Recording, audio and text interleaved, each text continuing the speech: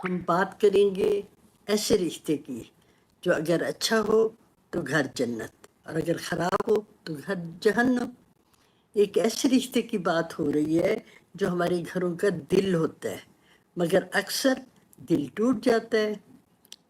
بات کریں گے ساس اور بہو کے نازک رشتے کی، بلکہ میں کہوں گی ساس اور بہو کی خوبصورتی، نزاکت اور اس کی تلخیاں۔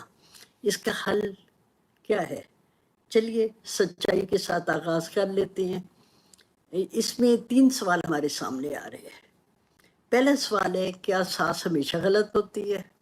دوسرا سوال ہے، کیا بہو ہمیشہ مظلوم ہوتی ہے؟ اور تیسرا سوال یہ ہے، کیا ہم سب انا کے قیدی ہیں؟ تو آج نہ صرف یہ سوال ہم اٹھائیں گے بلکہ ہم دل سے ان کے جوابات بھی ڈھونڈیں گے۔ پہلے ہم ساس کی باتیں سن لیتے ہیں۔ ساس کیا کہتی ہے؟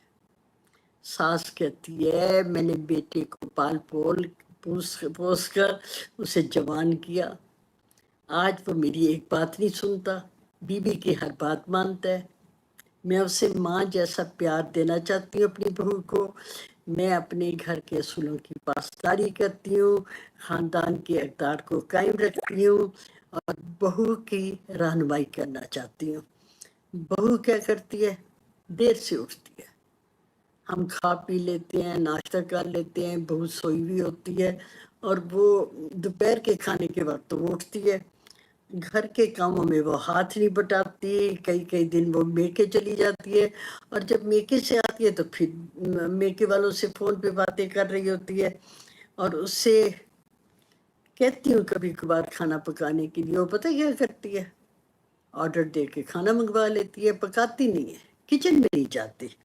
اور اس کی کپڑوں کی الماری کپڑوں سے بھری ہوئی ہے، لیکن جیسی اس کے میاں کی تنخواہ آتی ہے وہ پھر بازار چلی جاتی ہے مزید کپڑے لینے کے لیے۔ بیٹا اس کی شادی سے پہلے وہ تمام تنخواہ میرے ہاتھ پہ رکھتا تھا، اب مجھے کوئی پیسے نہیں دیتا۔ اب یہ ہے بہو ہر بات پہ کیا کرتی ہے، ذرا اس سے کچھ کہہ دوں جواب دیتی ہے۔ اب مجھے بتائیں کہ میں کیا کروں؟ یہ ساس کا کہنا ہے۔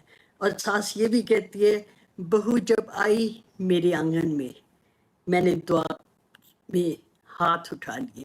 بہو جب آئی میرے آنگن میں نے دعا میں ہاتھ اٹھا لیے، چاہتی ہوں وہاں سے جیے آگے بڑھے